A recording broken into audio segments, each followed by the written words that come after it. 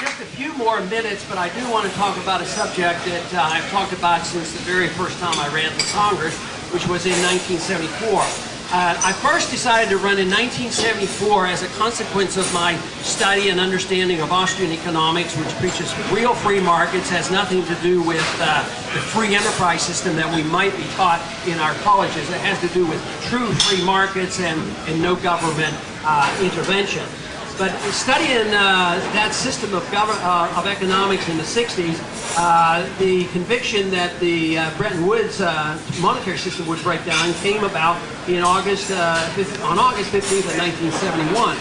And it was a disastrous day. I can remember the Sunday that occurred and what happened on that Monday, because it was announced by Nixon that the gold window would be closed, there would be no restraint on the printing presses, that there would be huge tariffs placed on, there would be wage and price controls, and all this authoritarian placed on us to keep together the free enterprise system.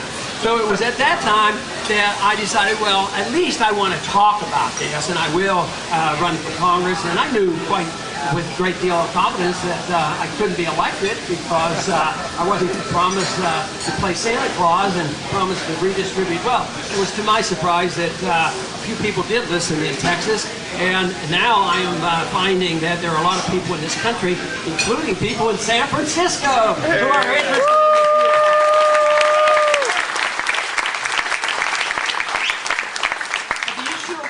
Is very important. If you believe in civil liberties and an anti-war position and the marketplace, you have to be in support of a commodity standard of money. This whole idea that people can turn over to a secret banking system and control of money where politicians can spend endlessly and then deliver the bills to a secret bank that creates money out of thin air and then circulates it. It's absolutely absurd. And it's economically very, very dangerous, but the worst part about it, it encourages politicians to act even more irresponsibly than they ordinarily do, because they don't have to act and pay for the bill. So if they want to promise the welfare benefits, sure, promise them. We'll tax and we'll borrow, but in the end, the Fed will take care of it and they'll print the money. Or if they want to fight a war, they don't have to act responsibly, because what we can do is fight the war and inflate the currency.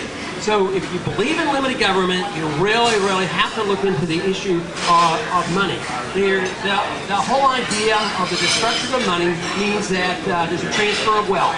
Poor people in the middle class get wiped out, the wealth is transferred to the wealthy class, the rich class, the Wall Street people are involved, the banking class, and this has been happening for a long time. Ultimately, though, it leads to political dangers and political chaos, which is the greatest danger to our liberty. So nobody's absolutely protected. We certainly know what happened in Germany in the 1920s, which was runaway inflation. Just south of us, that country's gone through runaway inflation, and we're not immune from it. So it is a very, very important issue. If we truly followed a sound monetary system, there would be tremendous restraints placed on the government, and people's freedoms would be better protected. So there's reasons to be optimistic that we can restore those principles. They have been in our system. It isn't a brand new idea. We can improve on the old ideas, but it's not brand new in this country. We do have some traditions on private property and contracts and sound money. And so it's not any more complicated than saying, what do we need to do? Well, let's start by legalizing the Constitution once again.